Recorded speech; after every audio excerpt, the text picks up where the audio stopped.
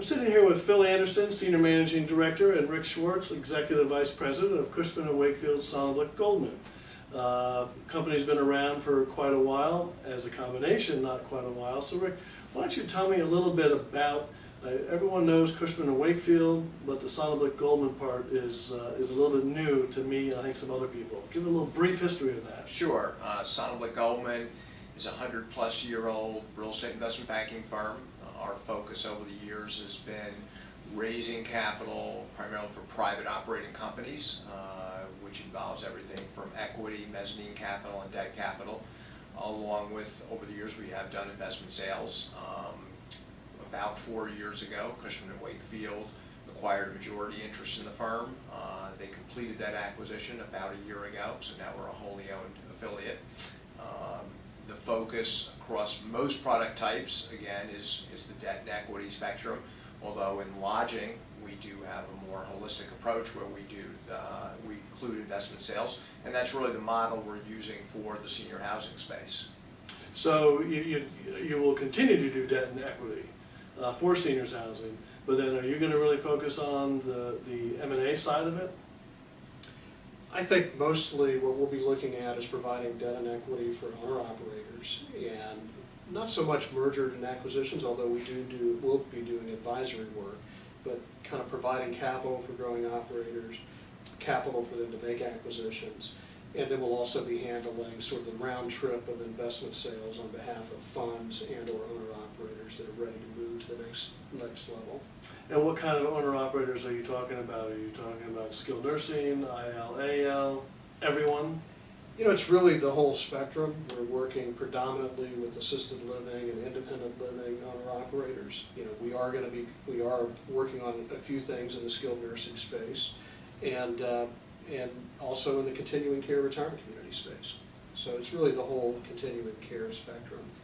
And then how is your group going to work with the Cushman & Wakefield brokers who do the single properties and the small portfolios already? And there's always been kind of a fledgling seniors housing group in there. You going to work with them, or are they part of you? Sure. No, we'll be working with them. Often it's multifamily housing specialists who are operating in the various regions around the country where we have offices, where they may have a relationship that involves a senior housing aspect, and then we're teaming up with them to do those executions. And often we'll be bringing them in as well to provide local expertise, so when we have a client that may be working on projects in different markets, we can team up with them as well. But if they kind of come in contact with a large deal, would that be something that would be, kind of definitely upstream to your group? Sure, if it's a senior housing focused deal, then we'd be involved. Okay, all right. And it's been 5 years since you sold C&L retirement properties for an extravagant price. And it's a great value to the buyer. Great value to the buyer. We all know that. But that was at the time, one of the biggest deals ever in the seniors housing business. How have you seen things change since then? It's been about 5 years. I think that was really a market-changing event. I mean, it led to really catapulting the senior housing healthcare REITs into a new strata, and making them competitive with the core market REITs. And I think that has really just accelerated. I mean, it's a great thing for the industry to have, really strong REITs out there that can sort of set pricing guidelines and expectations for the top of the market. And I think that has led to a lot more intelligent pricing, probably throughout the industry. In the last 5 years, there's been a lot of consolidation, as everyone knows, and I think it's resulted in much stronger operators. You're starting to see some economies of scale. The important companies have actually gone through some tough times and have survived, and I think that's really important as well. Yeah, that was actually pretty remarkable in the last 3 years.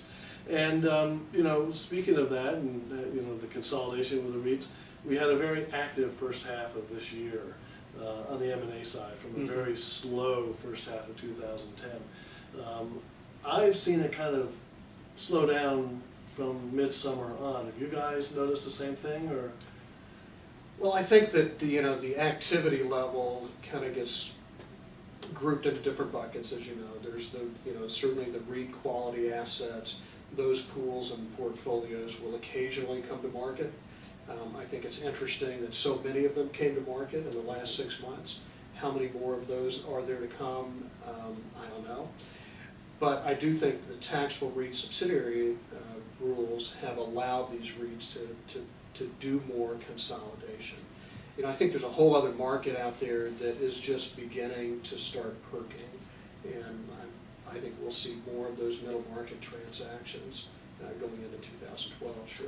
Well, do you think there's going to be more consolidation among the REITs? I mean, now we truly have the big three, then you have some much smaller ones, and then you have all of a sudden now all these new private ones and a new C&L. It's not really a REIT yet, I don't think. But well, actually, they do have a REIT that has just gotten through registration, and they're going to be doing multiple product types.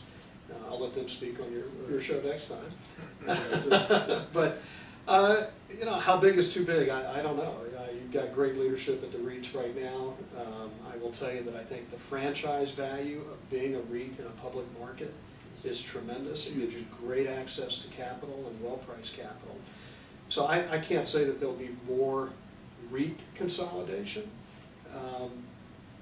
but because you have to have willing sellers and willing buyers, I'm not sure there's any willing sellers out there right now. and at a price they can agree on. Right. But No, it's a good thing for the industry. But yeah, the recent aggregation successes of the REIT acquisition programs has been great for the liquidity in the market in general, because our private equity sources now, which is private equity, but it's really institutional equity, is I think much more comfortable with an exit strategy now. So for them to team up with a middle market developer and create a new product and aggregating it through acquisitions or development, they feel like there is a very viewable exit strategy, 3, 5, 7 years from now. absolutely, absolutely. Well, it looks like you guys are going to be pretty well positioned for. I mean, a lot of people think the next 5 years is going to be active and be pretty well positioned. Are you currently hiring, and if so, what kind of people are you looking for? Actually, we do have growth plans. We have offices in Boston, Orlando, and San Francisco. We'll probably end up expanding a little bit more on the West Coast as the volume dictates. The kind of people we're looking for are those that are experienced in multiple or varying types of really finance and acquisition. Most of our guys come from the principal side, but we also have bankers as well. Right. But not necessarily senior housing experience, just the M&A, debt, and equity. Yeah, I mean, well, most recently we brought in Aaron Rosenzweig, who Aaron was a healthcare banker for Sovereign. So ideally, we would find people with that combined capital market experience and senior housing experience. Okay. All right. Well, good luck. Thanks for spending some time with me. Thank you Thanks very a lot. much.